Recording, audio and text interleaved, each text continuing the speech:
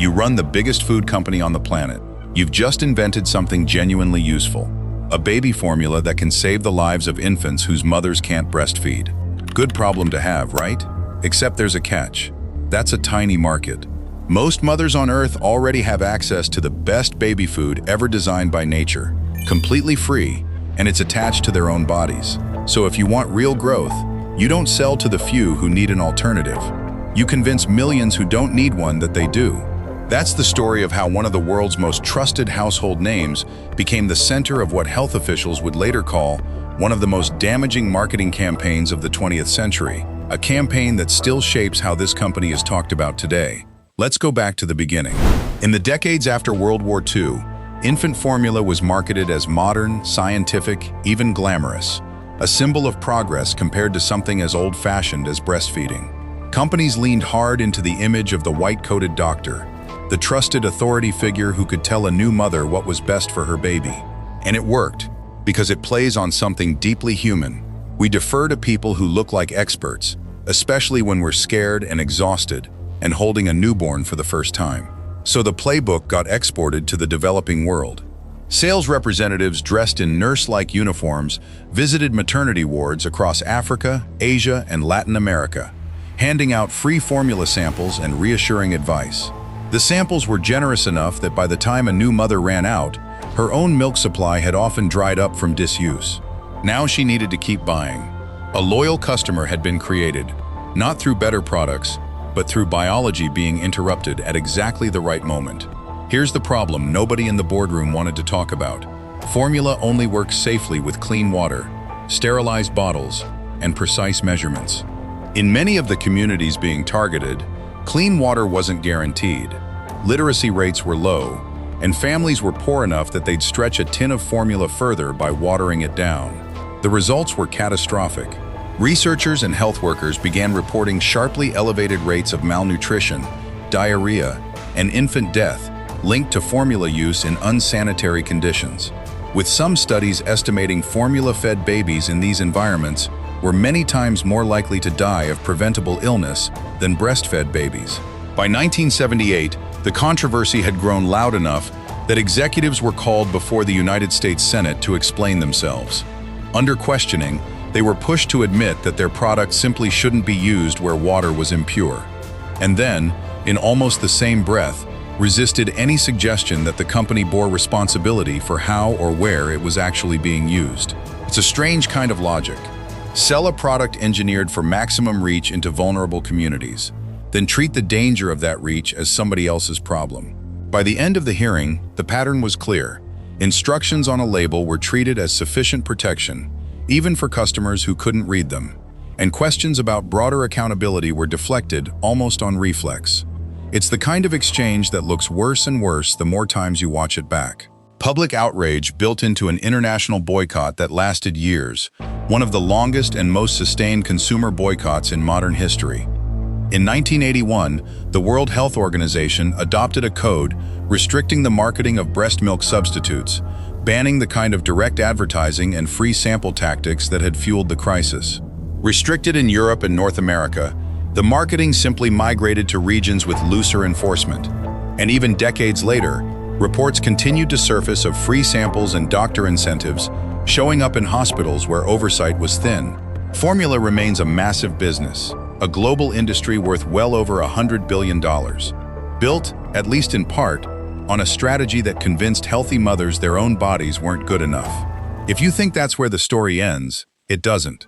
Because there's a resource even more essential than formula, and it turns out to be even easier to profit from: water. Tap water is cheap to produce, but put it in a bottle, market it as sourced from a pristine mountain spring, and the markup becomes almost absurd. A company can turn water that costs pennies into a product sold for enormous multiples of its original price. That business model gets far more aggressive once you take it into places where water access is already fragile. In Pakistan, investigations revealed that bottling operations were drawing heavily from local groundwater sources that surrounding villages depended on for drinking water, water that residents had relied on for generations. As groundwater levels dropped, some of those same communities were left buying bottled water to replace what had once been free, and abundant beneath their own land. It's a genuinely uncomfortable image. A company packaging up a community's own water supply and selling it back to them, in a country where access to safe drinking water is far from guaranteed for everyone. For families who couldn't afford the bottled version, the alternative was often whatever untreated water remained. When the company's chairman was later asked in an interview whether water access should be treated as a fundamental human right for everyone, his comments were widely interpreted as suggesting water should instead be treated more like any other commodity with a market price, a position he later walked back publicly, insisting he'd always supported universal access to clean water. Whatever the intent, the damage to public trust was already done, and the company that wants to own your water became a headline that stuck. Now, surely chocolate is safe. Nothing sinister about a candy bar, right? Wrong again. Roughly 3 million tons of chocolate get consumed worldwide every year, and a significant share of the cocoa behind it is grown in West Africa. Investigations dating back to the early 2000s found that major chocolate producers, including this one, were sourcing cocoa from farms where child labor, and in some documented cases, forced and trafficked child labor, was part of the harvest. The company pledged in the early 2000s to eliminate child labor from its cocoa supply chain by 2005. That deadline passed, so did the next one, and the one after that. Company representatives have since acknowledged that no company sourcing cocoa from certain regions can fully guarantee its supply chain is free of child labor, while insisting that eliminating it remains a top priority.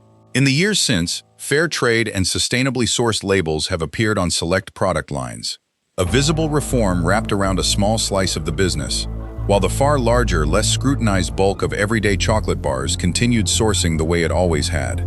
It's a pattern that shows up again and again. A highly visible gesture of reform sits at the front of the store, while the underlying supply chain barely changes behind it. And then there's Ethiopia. In the 1980s, the company acquired a business in Ethiopia that had previously been nationalized by the government.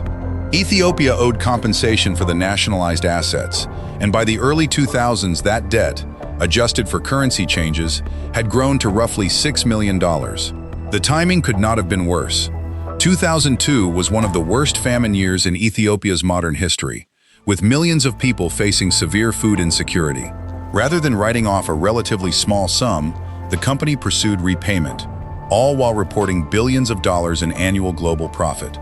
The backlash was immediate and fierce, and international media branded it one of the worst public relations decisions of the decade. Facing mounting pressure and boycott threats, the company eventually backed down and redirected the funds toward famine relief. But the reputational damage from ever pursuing the debt in the first place had already spread worldwide. So where does that leave things today? This is still the largest food company on Earth, operating in nearly 200 countries, employing hundreds of thousands of people, running hundreds of factories, and owning close to 2,000 different brands that sit quietly on grocery shelves under names most people never connect to the parent company. By its own internal admission, a majority of its food and beverage portfolio doesn't meet recognized definitions of healthy nutrition. None of this makes the company uniquely evil in an industry full of similar pressures. Plenty of competitors have faced similar accusations over cocoa, water, and infant nutrition. Scale that large is almost guaranteed to produce controversy somewhere. But scale also brings something else: the resources to know better and fix problems long before public pressure forces the issue. That's the real tension running through this whole story. It's rarely one single villain making one evil decision in a smoke-filled room. It's a system built up over decades, where the most powerful player in the room usually has the least incentive to change first, because change is expensive, and the current arrangement is extraordinarily profitable. The people who pay the price for that arrangement are almost never the ones sitting in the boardroom. So the next time you unwrap a chocolate bar, mix up a bottle of formula, or crack open a bottle of water, it's worth remembering the distance between where that product started and where it ended up on the shelf. Behind nearly every familiar brand name is a supply chain most consumers never see, and sometimes that's exactly how the company prefers it.